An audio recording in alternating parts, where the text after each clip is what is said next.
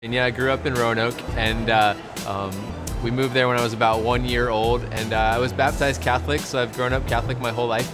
And I went to Catholic school there in Roanoke from kindergarten through 12th grade.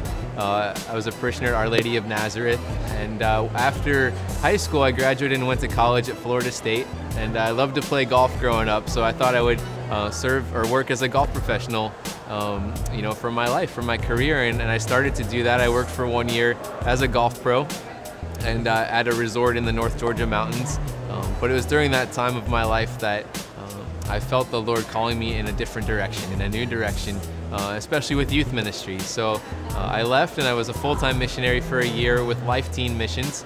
And then after that, I was hired as the full-time youth minister at a parish here in Richmond.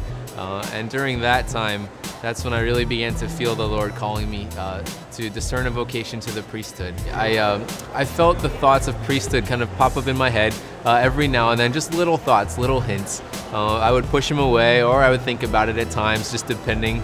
But they continued to come. Those thoughts really never went away.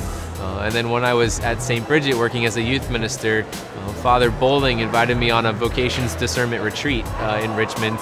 And so I went on this retreat, and it turned out to be an incredible moment of grace in my life. I just like to think of it when our Lord called the first disciples. He showed up. They were just doing their thing. They were working. He showed up and called them.